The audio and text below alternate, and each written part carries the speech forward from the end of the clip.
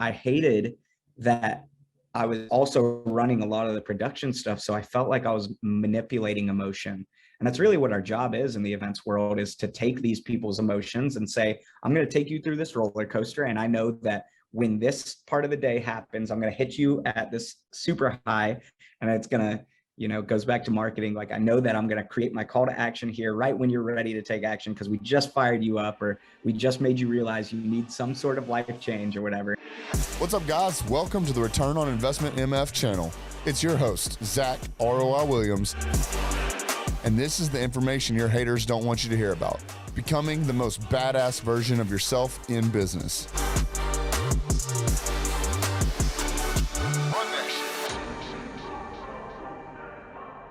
What's going on, guys? It's Zack ROI Williams here with another episode of Return on Investment MF channel. And today, my boy Tyler has graced us with his presence. This dude is extremely busy. Like, I know we talk and interview a lot of business owners, right? This dude, I think, is the busiest person I've interviewed so far. So I just want to go ahead and introduce my man, Tyler. Tyler, go ahead and tell the people who you are and what you do, brother. Yes, sir. Thank you for having me.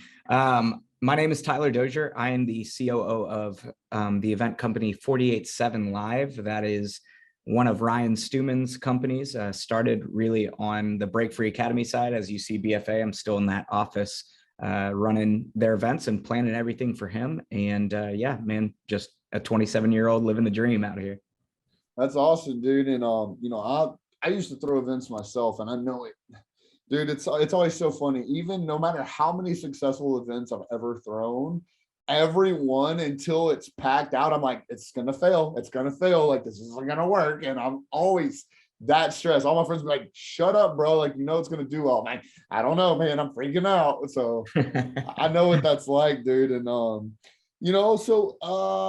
there's a lot of people that are on this channel that are business owners, entrepreneurs, things like that. And one of the things that's really turning into a massive phenomenon, in my opinion, and maybe it just happens to be that I'm surrounded by people that actually take action, but events. People are constantly wanting to throw events. And so I just kind of wanted to ask you, as someone that throws some of the most well-oiled machined events that I've seen in a while, what would you consider, or what would you recommend someone that's listening right now if they want to start getting into throwing their own events, whether that be mastermind events, speaking engagements, or anything of the sort, like what you guys throw with the Apex Live events, Fly-In Fridays, quarterly meetups, whatever? What would you recommend them do to like first get started down that path, whether that be education, consultations, or whatnot?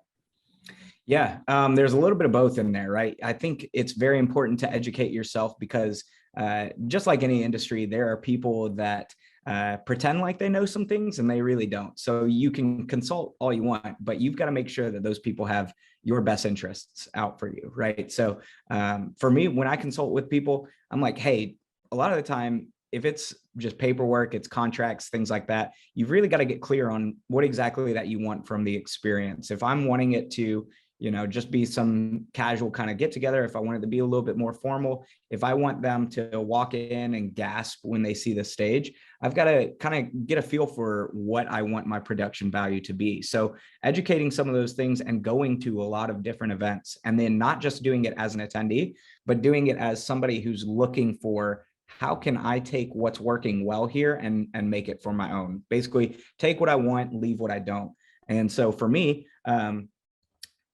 everything that I do is like, I steal like an artist out here, dude. I'll go to my church and I'll see something they're doing with the transitions where, when the pastor is speaking here, the music comes in right at the right time, and they take them, to that altar call. And then that altar call, as people walk to the back of the room to go pray, there's now, I'm throwing out my stuff just as an example, but like, yeah, of course, when they go and do that, now the rest of the congregation is singing so that they can have these prayers while music's going on. If they want to go get baptized, as the song is finishing up, they're now in place to go get baptized. So when it finishes, it now directs the camera over to the baptism. So there's no wasted time, right? And those small little details, I think, are super important, but you don't know those things until you start looking at them. So, in the past couple of weeks, I've gone to Kevin Hart. I've gone to Dude Perfect. I've gone to an outdoor concert, right? And I go and do all these different things because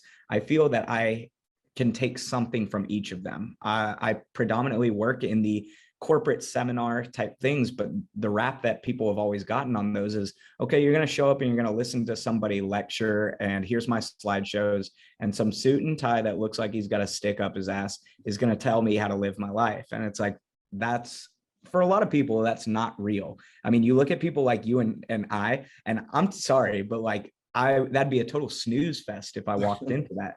So I like to incorporate some of those other things that other people do, from the lighting to the audio to, even something like what's on the walls. If I can throw some art that is even in things like this, it's just a small touch that people may remember. And so I think it's really important, to get back to your question, to do some of your own research, but also don't be afraid to reach out to a professional. A lot of the time, I tell people a lot of things that happen in these events that they never even thought about. And just to give a quick example, and I will try to make this quick. There are people that will go in there and they'll sign a contract with, say, a hotel, right? And they don't know what they don't know. So they say, well, I need coffee, I need breakfast, I need lunch for all these people. And the hotel says, awesome, I'm going to get you a quote for your coffee, for your breakfast, and for your lunch. Well, what a lot of these people don't know is that they may be paying $6,000 for their breakfast, and those breakfast buffets or whatever with the hotel already comes with coffee. The hotel's not going to tell you that. So you're going to go and spend another $1,400 on that coffee that already comes with your meal, but they're just going to give you that extra charge. And with things like hotels, they're going to give you your 8.25% tax and then a 24% service fee on top of that. So it can get deep into your pockets real quick if you just don't have the right education or the right people who've done it long enough. And a lot of people, they just see it as like, well, this is the asking price, so I have to do that. Not true. A lot of times people will do this, and I'm like, okay, well, if I'm spending this money, can I get complimentary Wi-Fi? Can I get complimentary parking? Can you shave off some dollars of what it's going to cost for my people to stay at your hotel? Can I get a good rate? Things like that. People just don't know. And so I think it's important to kind of do all of those things. A lot of people that just think, all right, I pay money and it runs. And it's like, it's so much deeper than that. And it because I know you still not, I mean, you say you used to plan them, but you still are pretty active in the events space. So give yourself some credit there too. You're still in it. And so you get it. Thanks, man. No, I appreciate it. Yeah, it's man, I don't think it's something that I'll ever get done doing, because it's funny. Just a little history. The events that I used to throw were on Bill Street in Memphis, Tennessee, but the venue that we used to throw them in was a old renovated movie theater. So one of our VIP rooms was the old camera room. So it still had the original like whole square cut out. And I used to go up there when it wasn't booked, or if it was booked, I normally knew who was in it. And I would just go up there and like post up in it and look down and just see hundreds and hundreds of people all enjoying themselves, and just knowing that you're a small piece of the puzzle to it. It's something that's hard to get away from. But two main things that brought to my attention while you were talking is I literally yesterday just finished Still Like an Artist. So that got me pretty good. But then going back to what you were saying about, even at church, at Kevin Hart, at Dude Perfect, at all these events, I don't want to say it ruins you, because people like you and I, it's a deeper level of enjoyment. But I was just telling a friend of mine who's planning an event in Tampa, and telling her this exact same thing. I was like, go to a conference. Now that you know that you want to start throwing these conferences, I said, go to one. And every time that you be like, man, that was kind of a headache, or man, I wish they had this, like, start writing that stuff down. And it's simple stuff that you don't think about it, as simple as like water on the tables, or, outlets for the people who do want to, take notes via, laptops. All these small things go into it. So it's funny that you say that, because it's like, I do the same thing. My wife probably hates it, because I'll be sitting there like, man, they did that wrong, or they could have done that better, or, but it's cool, because it gives you a whole nother, outlook on it. But no, I definitely, go ahead. But you're dead on, like 100%, not to say ruins, but really it kind of does, where You look at a lot of those things, and what we do is I really play a whole lot of, there's so many factors that go into it, from what we're spending to, like, what is the clientele base that's coming in here? Like, how much do I really need to wow some of these people, and how functional is the room? And no room is ever going to be perfect, where it's like, yeah, we've got outlets, but like, are they floor outlets, or am I going to have to stretch my charging cord, across to where someone may trip over it? All these small little details that people think don't matter, they do. And like you mentioned, water at the tables. And I just got, to go back to kind of what you mentioned earlier, you said, all these events are happening right now. And I think the world is kind of really ready to get back to this in person, face to face, having conversations. And so they've been blowing up like crazy, which is good and bad, because people crave it. But then there's also so much more competition for what we're dealing with now. Right. And so I look at some of the small things that we just had Apex Live, right? And this past week, and I got some really awesome feedback today from Jeff Ducharme that was talking about, all these coaches. I'm in the coaches chat for Break Free Academy and Apex and whatnot. We're all talking about how incredible the feedback has been. And I was like, man, I love hearing that, because honestly, I thought it was the worst Apex Live I've ever run. Full transparency. I was like, I thought, but that was for me because there's so much in the background and the operations side of things that were falling apart for me. And it's just small details that like I kind of fall into this. Yeah. I mean, like, if, for example, we had the lanyards and everything where, 2 years ago, before I was running these things, they didn't have lanyards at all. It was kind of like this honor system that would come in and be like, yeah, like, you said you're this, but everyone was the same ticket tier. And so I've changed a whole lot of that stuff, but I saw like, we had little pieces of paper that had that stuff, and we stuff them into badges, where normally I'm doing like cardstock and it's a gloss paper and it's all these small things. So when I see it not getting done exactly the way that I wanted, I was like, oh, dude, I'm blowing it right now. And then we got really awesome feedback that people were like, well, the people on stage were more tactical, which was intentional. And, going up there and actually teaching them something that they're going to be able to take away with. Nothing against past speakers or anything, but it would be a lot of rah stuff. And people would basically be that same life story of things were hard, they got better, I worked through it, I have all the excuses to not be successful, I'm now successful. So people are like, I get it, it gets redundant, right? I need something to take from this. And so it does kind of ruin you going back to some of these things, because I've worked with so many different people that they're like, I can't ever just enjoy it, right? Even when you and I were in Cabo, I'm like, I don't get to enjoy this. I know this stuff is really cool, but I'm working the whole time and I'm thinking about all the other things. I have so much foresight into what could go wrong, that's where my focus is. And I've got one of my best friends that he was a youth pastor. Now he's a high school football coach. And he was literally like, anytime I'd speak in church, he's like, I hated that I was also running a lot of the production stuff. So I felt like I was manipulating emotion.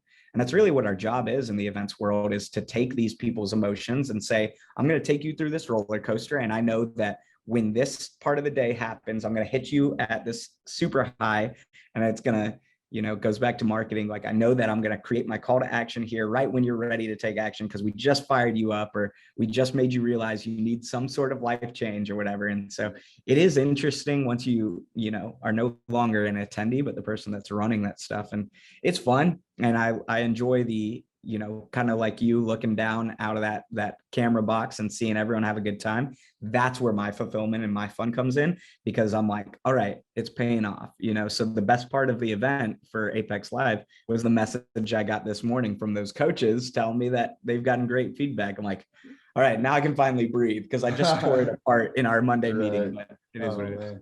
No, dude, I get it. And, just a quick point on what you're saying about like that manipulation, because I feel the same way too. Because like with what I do with marketing, especially all last year, I studied nothing but consumer psychology.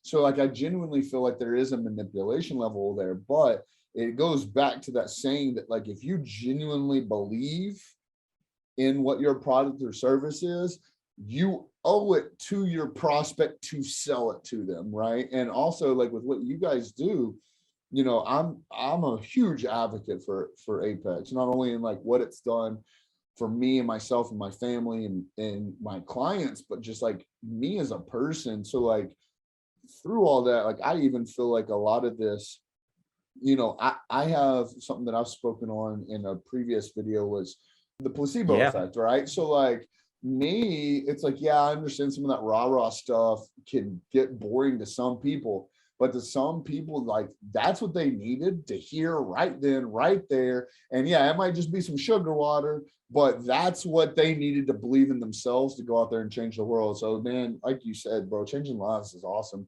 But no, dude, I got nothing but great feedback, and I'll take a quick, like, let's do 2 minutes on this because I wanted to touch it before I get into our next topic real fast, and I want to be, mindful of your time. But, dude, y'all done some fucking cool events, and even like, as boring as a conference room in a hotel is, y'all make that look awesome. But what I want to touch just real fast on is like, dude, the aquarium was absolutely incredible. I know y'all have done like, card dealerships and stuff like that, like in some of these pop-up events. So what's your feedback or as a event coordinator, manager, officer, whatever your official title is Yeah. when y'all do those events, how do you feel it makes the overall experience for the attendees? Yeah, dude, great question. I feel you almost already know this answer because y'all have done it too. But when we started deciding that we wanted to go take basically Apex around the country, we decided, there were two things really, full truth here. Part of it was cost of what you get in a hotel ballroom, right? Like they all look the same. If you've seen one, you've seen them all, right? And they're going to charge you stupid money on it. And when we started doing these pop-up events, we decided we wanted to make these free for the people that were local, because that's really how we grow for Apex, right? Is I'm already hitting a target demographic. How can I branch outside of that? And so part of it was, let's take something local in that area that people know about, that they may have stopped in. They went for one reason, like, say the exotic car garage. Most people are going in there because they're wanting to look at those cars and buy them, whatever. Well, when we said we're going to do that pop-up, let's say this is the purpose that it's normally in, it's fit in this box, and now let's do something outside of that box with that space. And so we wanted to just set up something that for New York, when we went to that car garage, New York kind of has that area that we're in, that more rugged type feel. It was outside of the 5 boroughs, so it's not like your super corporate. There's a lot of blue collar types in there, but then you have this exotic car garage that's in this blue collar area. And so we're like, let's give it a blue collar type feel. Let's set up this stage out here that, we're projecting onto the wall of this garage and everything. That's not a super nice garage. It just has super nice product in there. And we have, some not incredibly great rental chairs and everything, but we wanted to just open it up to the community for free for people to come in. And then same thing for the aquarium. I can't tell you how many people in Arizona were like,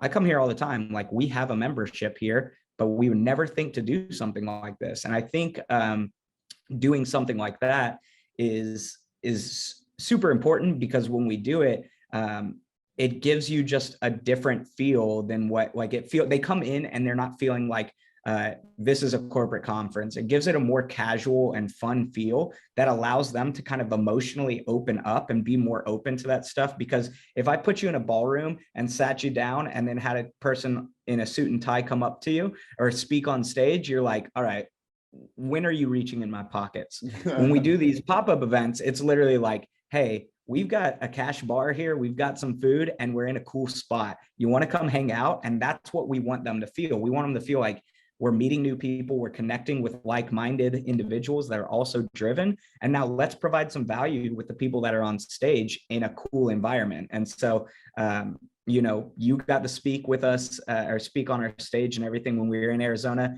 And I just think for y'all's own marketing, when you get these pictures and videos of you talking on stage with a shark swimming behind you, why wouldn't you go and post and talk about the stuff that we're doing that just is honestly more exposure for us?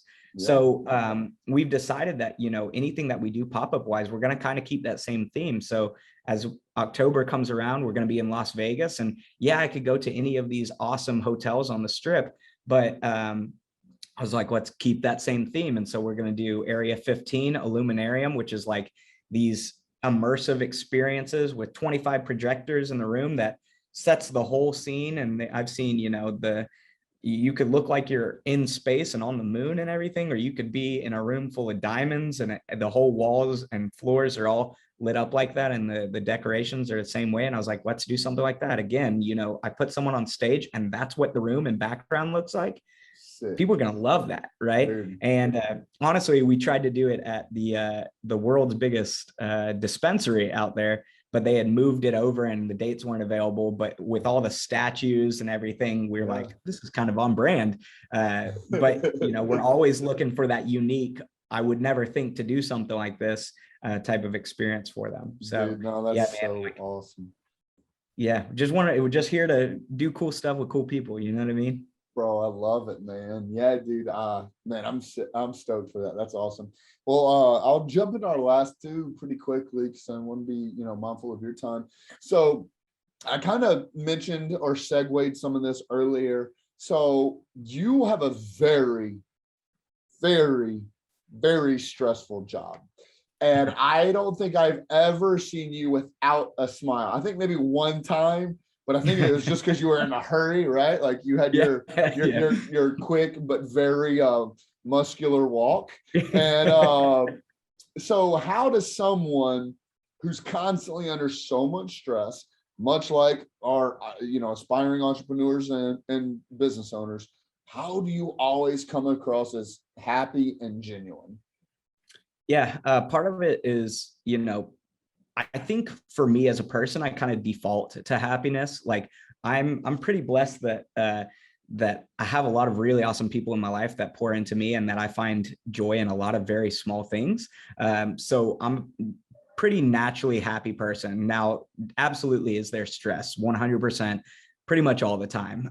But I know that my mission is always that I want to impact as many people as I can in a positive manner. And so I think if I'm stressed out, I know that they're going to be stressed out. If the person behind the curtain is freaking out, then you're like sitting there in your chair, like, all right, is there a fire going on in this place? So I had to, because of my experience prior to really just running all of these events, my events experience was with a lot of young adults and kids and everything. And so those people are like, especially at some of these ages, they're like energy feelers, right? And then you always had eyes on you from the parents too. So if I'm running something like, to give a little bit of background to the listeners here, I, was a program director for a Christian sports camp for 7 summers.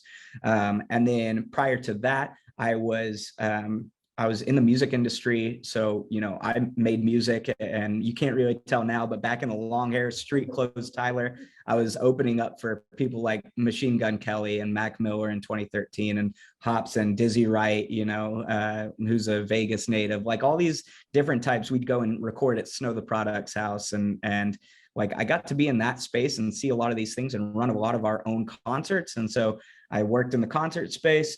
I started working in the kids space, summer camp, and then I was managing a gymnastics gym. And so we would do all the, client appreciations. I would set up all of our corporate staff outings, our birthday parties, our parents' night outs, all these different things. And so I saw a lot go wrong, especially with kids. Like, all right, I have y'all run in this circle for this game that we're playing. If someone goes the opposite direction, you get kids that smack heads because they don't pay attention, right? And so it was small things that I had to start figuring out. One, you see it enough times, you see things go wrong, that you learn from it. And so now, instead of those kids running in the way, I create this wall of like coaches that stand there. And if someone starts coming that way, you point them the other direction, or we would run with what's called like bumpers. And so a lot of what I had to figure out was, one, I had to see it go wrong, then I had to fix it. And then once you fix it and you start realizing outside of what's happening right here, what could go wrong? I would always plan for worst case scenario and hope for the best.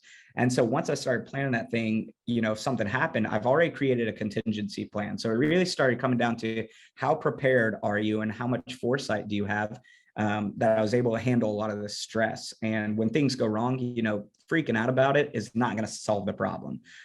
So, I have to look at some of these things that go wrong and just say, let's be a problem solver.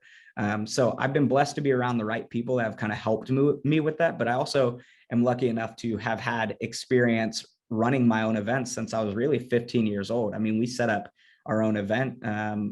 First one was all 15 through 17-year-olds. There was 5 of us, and we set up our own, benefit concert. We raised money for a scholarship for one of our friends who had overdosed when we were in high school, and we sold all the tickets. We did all the AV. We went and made memorial videos interviewing the family and friends and all these different things, and we put all that stuff together just on a whim. And once we realized we could do that, I was like, man, I can do so much more. Why was I freaking out about it? I went through it enough times that, you freak out in the moment, then it pays off and you're like, all right, maybe I shouldn't freak out all the time. Like Right. part of that makes me the perfectionist that I am. But yeah, man, it comes with experience. I don't ever expect the people to come in, like when I hire them on, to be able to react the way that I do immediately, but just to learn over time that it's like, hey, it is going to be all right. I am a believer, and so in that, I believe that the people that show up to these events, they're going to get what they want out of it anyways, even just like Apex Live.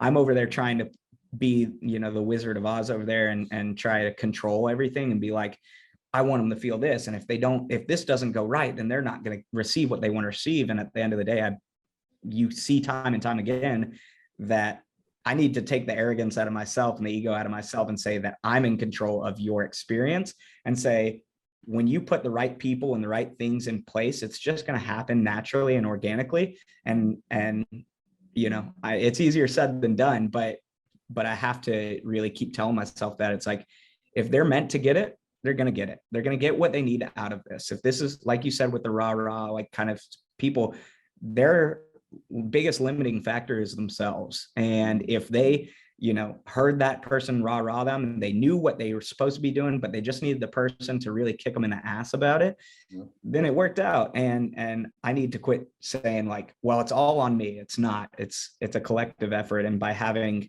people like you in the room that, pour into those people as well, I could have no touch point with that person all day long, but they still got exactly what they needed because we're surrounded with people like you that are, doing the right things, being the example, showing how things should be done. And that's the fire that they needed, not necessarily the lights show that I have up there on stage. And so I know that's kind of a tangent. Though.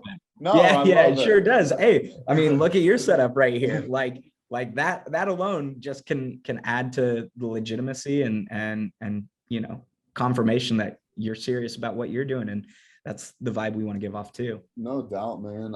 And I appreciate you saying all that stuff. And just to give the listeners and viewers like a concept into Tyler's life. So I'm friends with all the guys at Apex and BFA and, everything, 48/7. So let's use MDM for example. Like one change in one speaker's set, whether flights got delayed or they needed to move time back or whatever, like 1 45-minute slot of any type of change from the speakers to Tyler, that's like a full week's worth of rearranging and moving things around and contacting people and dealing with managers and lighting and commercials and the whole nine. I mean, it's you got a lot on your plate, bro. Yeah, definitely. There's one small change. Like if I wanted to change a speaker's time slot, not all speakers, for larger productions have the same amount of allotted time, right? Some of them have 30 minutes, 35 minutes, 45 minutes, some of them even an hour. And if I change something in there and I just want to flip them over to this time because that's when they're available, well, that person that had that 35-minute slot that they're now switching with is going to change all the commercials in there. And then when that's small stuff, but like the things that also go into it is I'm now having to communicate with our AV team of or lighting, like, because each of them have different branding kits, and at each one of them I document, this is their intro song, this is when it comes in at, this is when we fade out, this is when these lights are going crazy, or we do cold sparks like pyro, something like that, to make it happen. And so if one thing changes, it has to go down the chain of everyone making their changes. And so it does fall a lot more on me, just because I'm the one creating all those schedules and whatnot, but it becomes a team effort. And as you know, it's very easy to lose communication down the road, or down the line. So if I got 20 people, I'm relying on 20 people to, relay the information correctly, just like it's a game of telephone over here, that it's going to be exactly how I explained it, of all these different changes, and hope that the 20th person down the line is on the same page. And so it definitely becomes a lot in there, but that's why I'm an over explainer. And people on my team will kind of make fun of me. They're like, we get it, Tyler. Like, we get it before you even finish it. And I'm like, but I'm still going to say it, because I worked with children, and sometimes the children listen better than you adults do. So I get it. Yeah. Oh man, dude, well, you're crushing this. So the last thing I have before we kind of, tell people how to holler at you. So this was really cool for me to see, because you're surrounded by badasses. Like, you're surrounded by literally the top performers in their industries, in their fields, in the United States. And it's easy to kind of get caught up and be like, oh, well, this is my job, versus like taking things that are being said and applying it to your life. So one of which I want to speak in, and you kind of made a slight point on this, is, we got to experience Cabo together, which is phenomenal, which happened to be one of the events that you planned. And again, we're in Cabo, man. We're in paradise. We had $4 million mansions and the most expensive neighborhood in the area, over with the best views in the world. Full bars, full kitchens, the whole nine.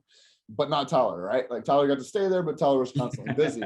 Well, during that, like, you had the opportunity to stay an additional day and actually be able to enjoy it once all of us flew back. But you opted to come back anyways, because you had made a commitment to yourself and to God, more than likely, but to yourself regardless, that you were going to be at your home local church as often as you could, within reason and within your control. So here you are in paradise. In my opinion, we've had the honor of being able to fly around the world. Belize is still probably our number one favorite place to go, but I came home, told my wife, I was like, I don't know, Cabo might give it a run for its money. So here you are in like what I would legitimately call paradise, and you came back to the DFW area to go to church the next day. So just real quickly, can you tell me, A, what it means to you, and B, what it takes to keep up with your commitments on such a, because no one else would have known, bro, and no one else would have faulted you, but you did this for you. Yeah, so it was kind of just something that I mentioned in passing to Ryan, because he's like, oh, you can fly back on the private jet with me and everything. And I was like, as the year came in, I've kind of gone through my own like spiritual, religious, whatever you want to call it, path over the years. And coming into 2022, it was something that I, was really, actually, let me backtrack it just a little bit. In 2018 and 2019, I was really involved within a certain church. 2020 comes around, all that gets taken away. And through a lot of different avenues that are completely unrelated, it was really like the worst year of my life.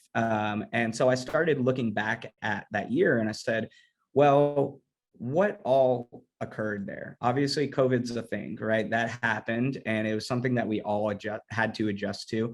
But I kind of separated myself from, the people that were in my life that were always really positive influences. I kind of like separated myself from my accountability partners. I separated myself from even live streaming like a lot of my church stuff. And so I was like, a lot of these things, like by solving one of these problems, which is show up and attend in person at this church, I can have a lot of different, positive things that come with that. By just being there, I'm getting that community, I'm getting that accountability, I'm getting all those things. So I said, I can solve one problem or solve multiple problems by just doing one action. And so for me, I made that commitment to myself. And I've had in the past that there are things that if I'm bought in on it, I'm 110% in at all times. And then there are also things in my life that I do like an 80% buy-in, and then I can convince myself out of it. And it's one thing that I really wanted to work on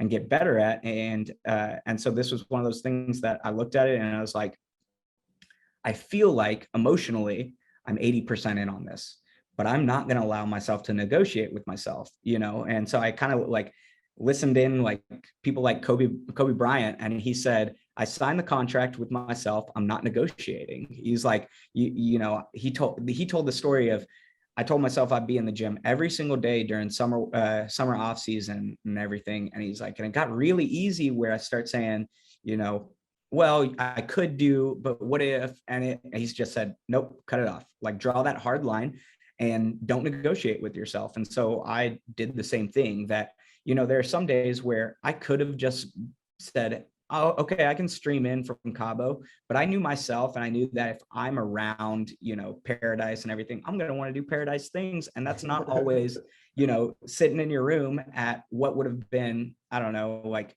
8 or 9 a.m. or something, and just having to take an hour and a half or so of watching this on my device. And I was like, I need to be there in person.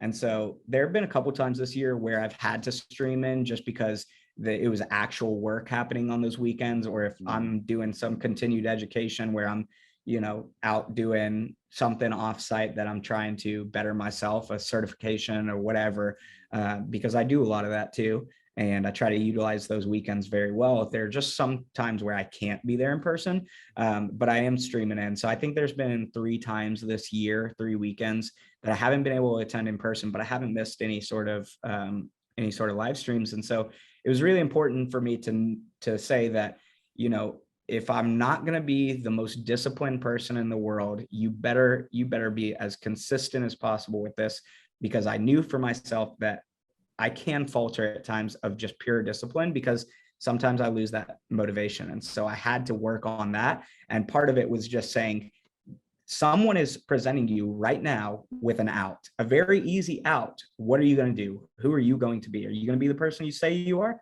And at that moment, you know, I looked at it and I was like, look at the people I'm surrounded with. Am I better off, you know, fulfilling the commitments that we talk about every single day? Like if I'm sitting there with Ryan Stewman and we say, or we do what we say we're going to do when we say we're going to do it, and that's a core value, and then I have this presenting, he doesn't know about it, but I know myself internally, I know that this is going on.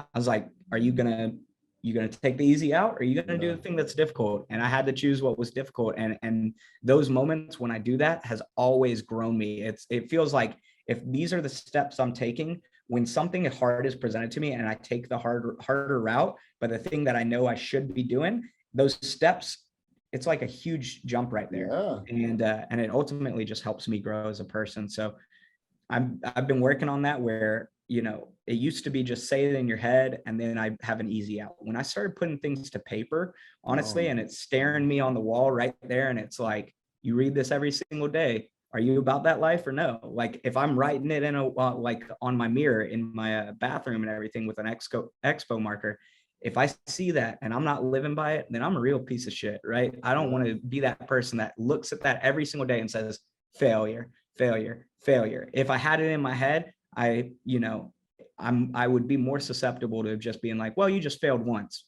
If it's written out and I'm reading it every single day, every day that I don't follow by it, I fail, right? So I can have multiple failures. And I didn't want that for myself. I wanted to truly better myself. So that's a small thing, like putting the pen to paper, that really helped me hold myself more accountable. I like that, man. You just changed someone's life. I'm about to write my own contract as soon as we get off this, dude. There you go. Seriously, there you go.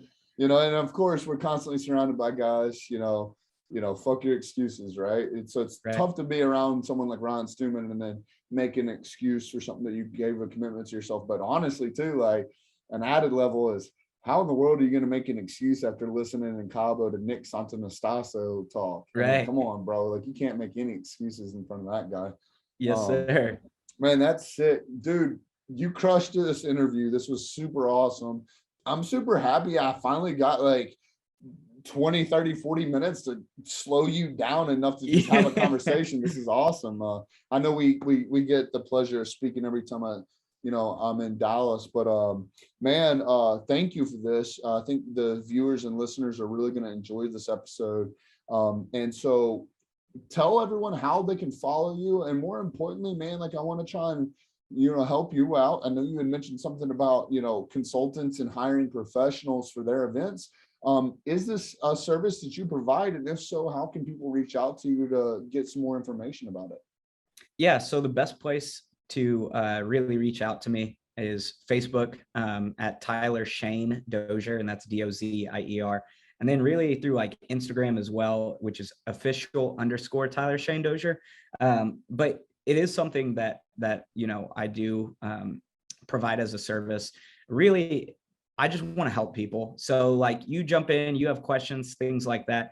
I do value my time. So if anyone jumps in there, don't be the person that's like, hey, I need you to give me all your contacts. And then I want you to contact them and I want you to put in a good word. And then I want you to do this and this. It's like, if you're going to hire me to do your job, like hire me to do your job, but I'll consult you and I'll give you information, because I'm all about like, I don't need to keep these secrets to myself. There's plenty of mouths to feed out in the world, and there's enough, money and whatever in the world to feed everyone. So if I can help you out by, just being a set of eyes that's a little bit more experienced in this and be able to save you from some of the heartache that I've had to deal with in the years, over the years, then, I want to do that. So feel free to reach out at any time. But really what I want to finish more so with is, you said, anytime that you're in town, we get to talk and chop it up and everything.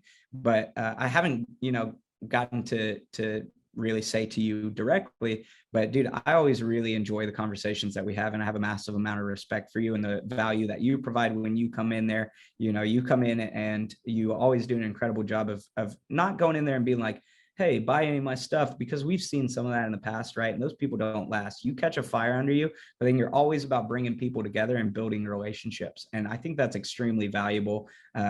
I see, just about every event that we do now, you kind of do something off on the side that's just a supplementation to our event. And that actually provides an extra amount of experience that we're not providing, that you get to go and impact lives, through your own way. And I know that that's on top of everything that you already do. That is not an easy thing to do, to go and set up all this stuff and have, the cigars or drinks and, and bring people together. It's a stressful task just to put that stuff together. So I really, really do appreciate everything that you do for us and being a great ambassador of Apex, because we're always looking for people that can be the example. And when someone comes in there, I want you to know that it doesn't go unnoticed. And yeah, man, I just wanted to say that as a token of appreciation. Man, well, I really appreciate that. Y'all can't be hitting me with all this Motivational Monday earlier. Ryan gave me a little shout out and stuff. And I'm way too amped at 4 a.m. right now. So dude, I really appreciate that, man. Well, y'all please follow my dude. He is super honest and, just one of the most, awesome people that's in my life. And so I just wanted to appreciate your time having you on here. And for everyone else that's listening, hope y'all enjoyed this. Please give it a share, give it a like, give it a comment. But anyways, my name is Zack ROI Williams. This was Tyler Dozier. This is the Return on Investment MF channel. Peace. All right, guys, thank you so much for watching that video. If you got anything out of that, check out these dope videos over here. They're going to be extremely similar, and let's try and help get you to that next level.